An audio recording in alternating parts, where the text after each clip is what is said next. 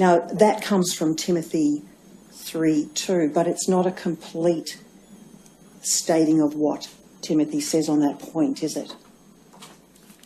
Can I read it in context? Yes, of course.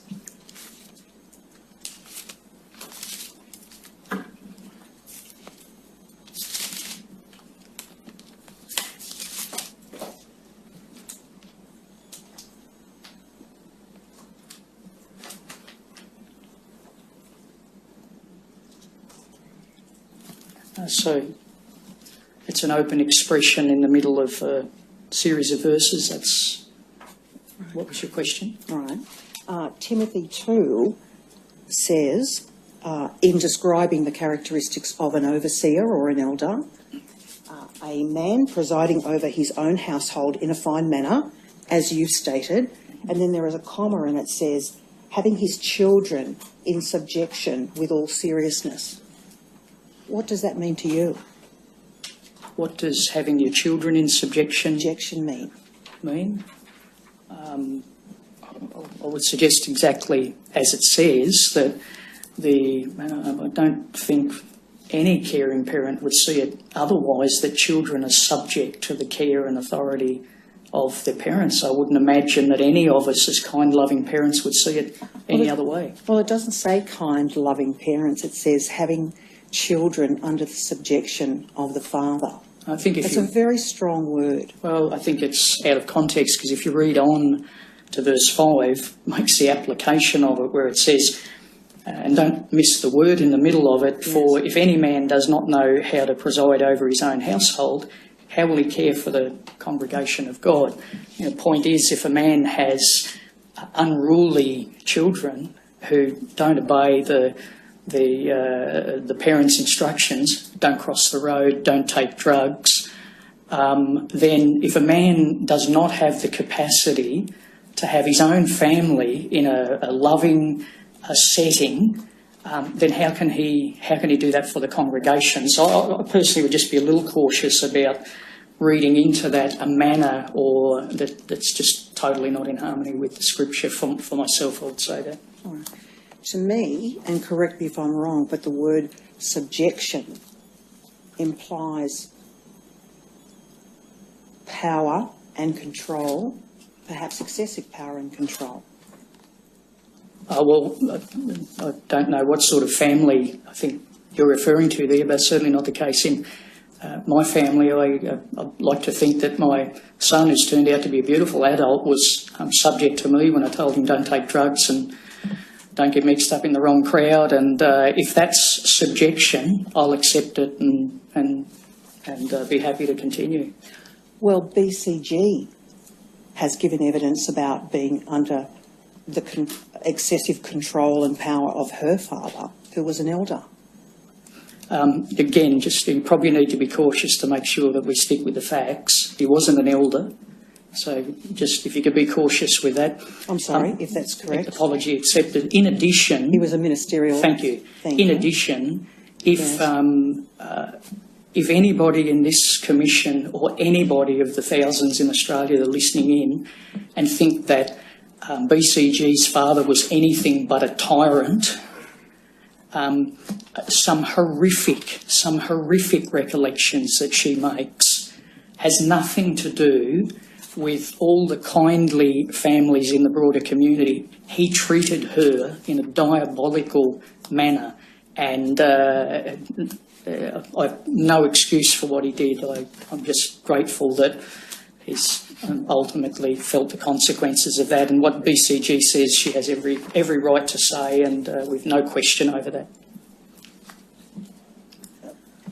Would you agree, or if this is within your knowledge, that the idea that children should be under the subjection of their fathers is, in the wider community, a very old-fashioned concept?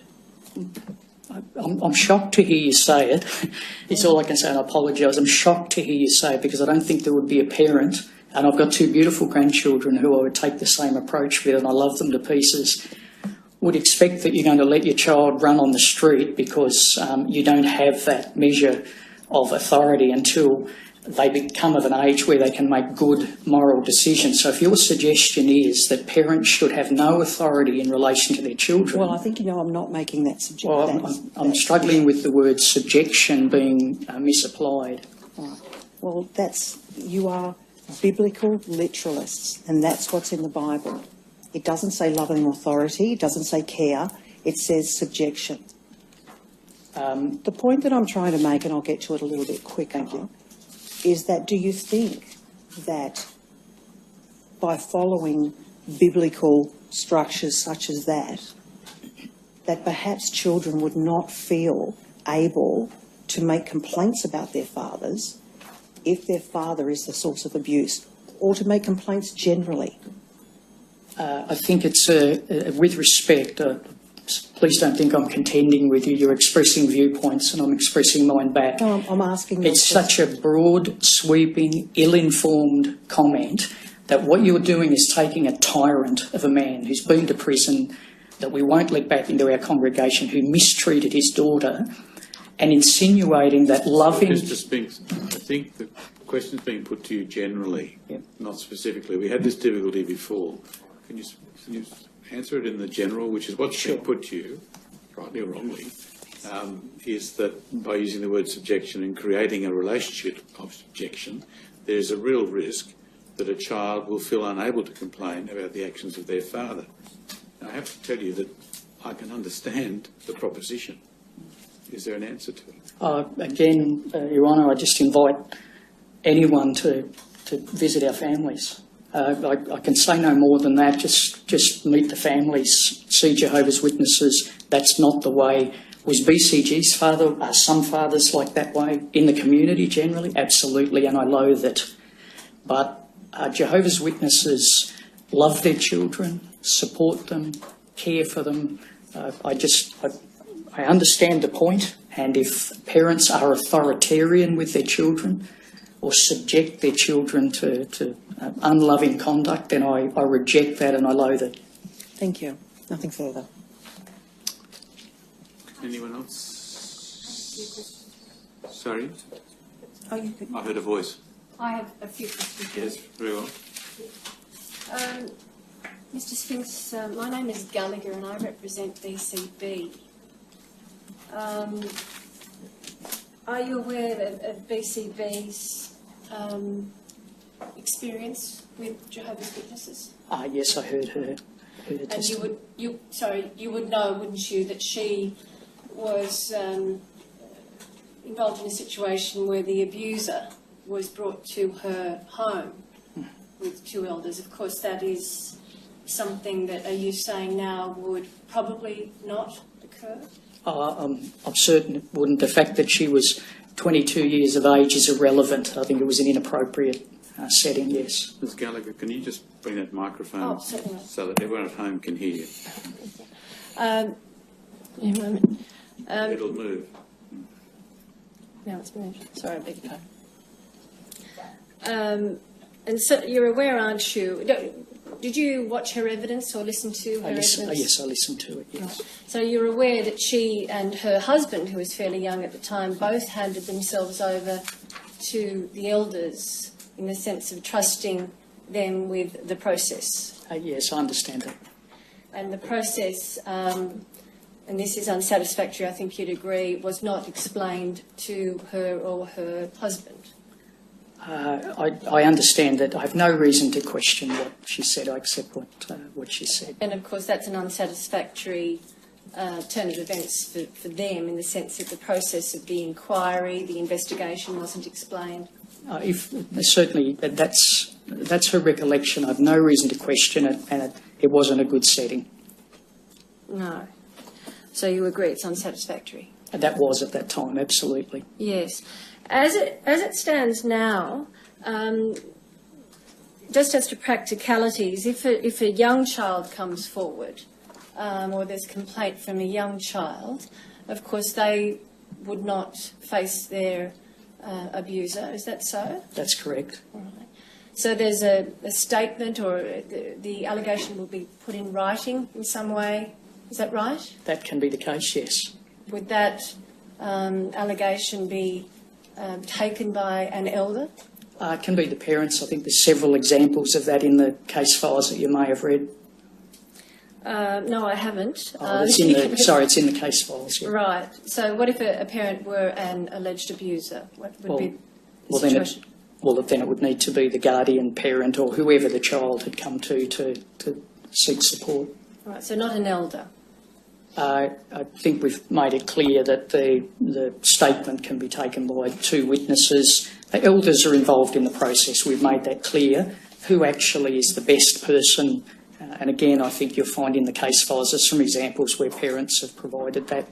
I'm just envisaging a situation where a child may still be embarrassed in relaying detail about sexual assaults to them and may minimise the abuse because of that embarrassment. That's a possibility, isn't it? Yes, it is. And it's the case, isn't it, that as Mr. Stewart was asking, that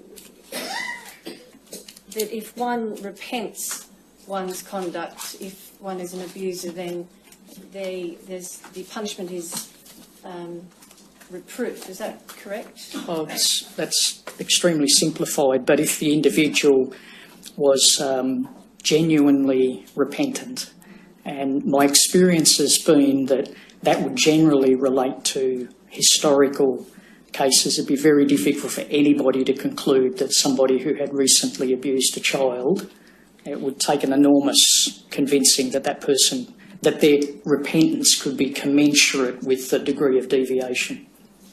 Yes, but certainly if there was a situation, the current process lends itself, doesn't it, to the possibility of the abuse being minimised by the person who's alleging because of the way the statement is taken. That's a possibility, isn't it?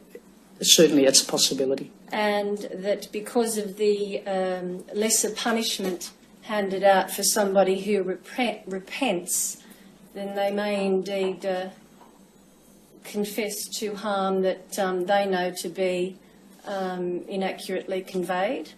I think I've followed you through there, but look, everything you're saying is just plain common sense. I agree with it. Certainly there's an inducement to confess to wrongdoing, isn't there, in the sense of the punishment is less, one isn't disfellowed. Disfellowshipped, right. Disfellowshipped.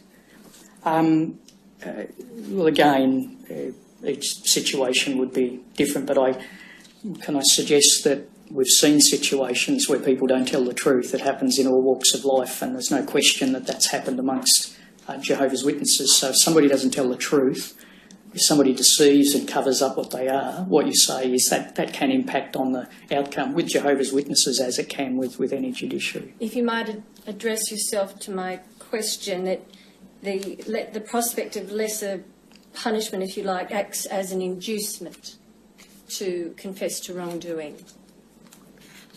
Do you agree that that's a possibility? So you're suggesting that somebody could pretend to be confessing and repentant to try and not be disfellowshipped. Is that a possibility? You'd have to say yes. Just as to another practicality, if an allegation of wrongdoing were sexual misconduct in relation to a child were to come to your knowledge and the investigative procedure within the church wasn't embarked upon, but the police were called straight away. Yes. The investigative procedure within the church would halt at that time, is that yes, so? And the documents would show that, yes, that is the case. And the elder, if it is an elder, would be stood down waiting for the outcome of the police inquiry, is that right? He's deleted as an elder.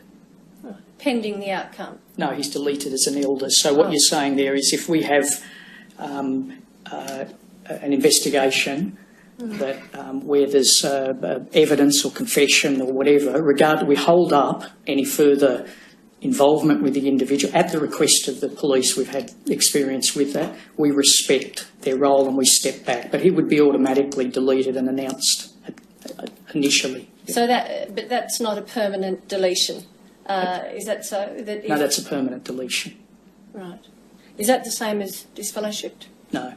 No, so I think we're, again, with total respect for everything that's happened, I think we call it deletion. The church may call it, if it happens, defrocking or laicizing or whatever, but where an elder or ministerial servant is involved in child abuse offences, they are immediately defrocked, deleted, but the judicial process of disfellowshipping the person, expelling them, would hold up. We don't want to interfere with the police investigation. Mr. Speaks, I'm talking about before the church has conducted any investigation. If the church did not conduct an investigation itself and just immediately called the police, would that person still be deleted? I think we'd need to, and as you would appreciate, we'd need to verify that there actually is an allegation, but I think would be such a rare situation where the police are dealing with a child abuse allegation and we don't immediately delete the person. And for the reasons of this, remember, we're not talking about paid clergy and pensions and all those sorts of things. We're talking about a volunteer local minister who should not be an elder until the whole matter is resolved and he can be irreprehensible again if it's proved to be a false allegation, which would be rarely the case. So do you agree that it'd be best practice to, where an allegation is made of child sexual abuse, for the phone to be picked up and the police called and the person deleted until the process has taken its course outside the church?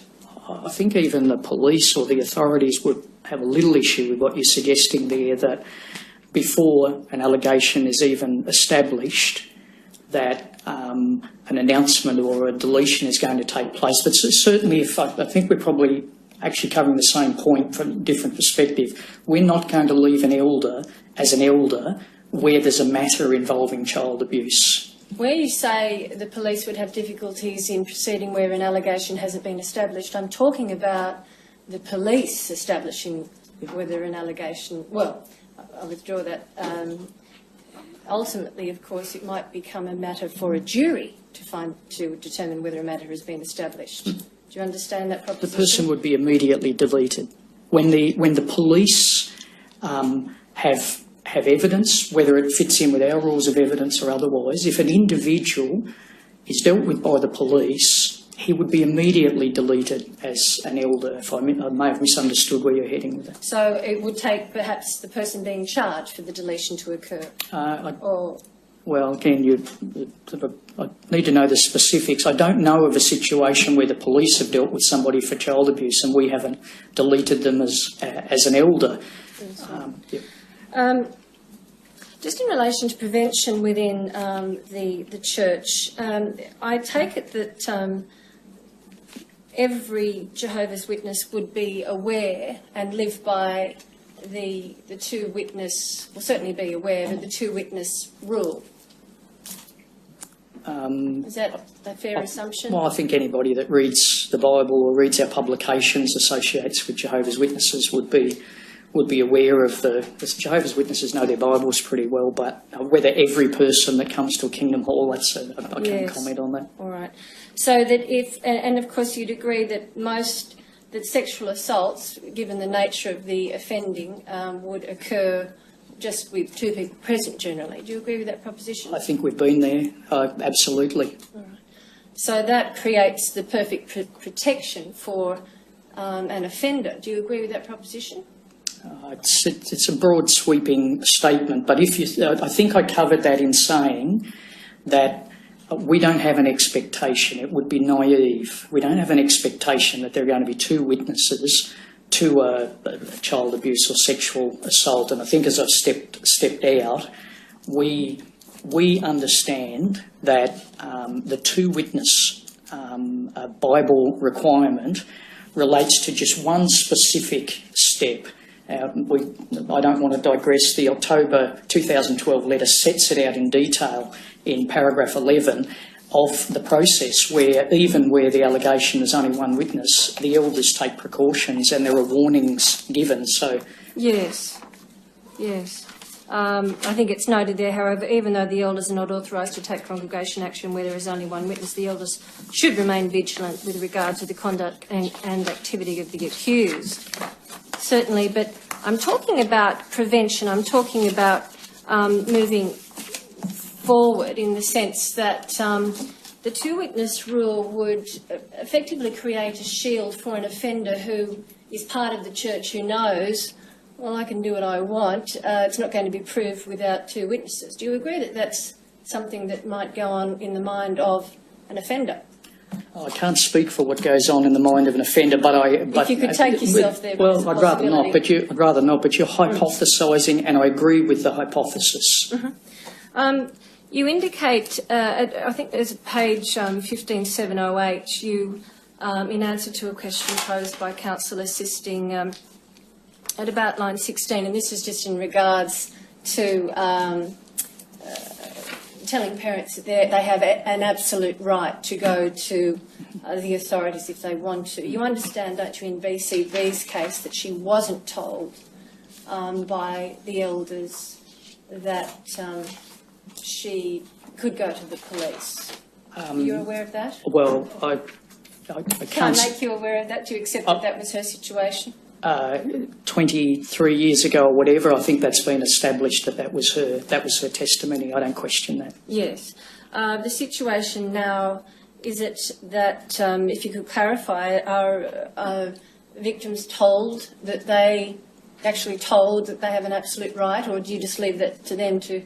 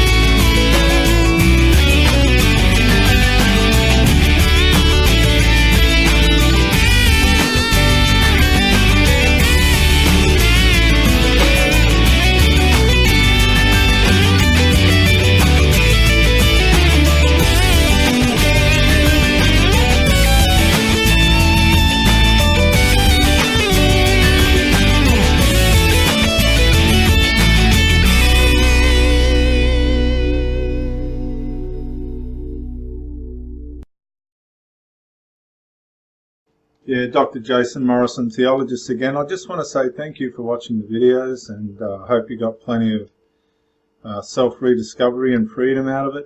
If you watched it on YouTube, please share or like, maybe even comment. If you watched it on Facebook, like, comment, share. But most of all, get out and live. This isn't a rehearsal. You've got a one-off life. Don't let your loyalty and your faithfulness blind you to the life that you should be experiencing. Till the next video, thank you for watching, and bye for now.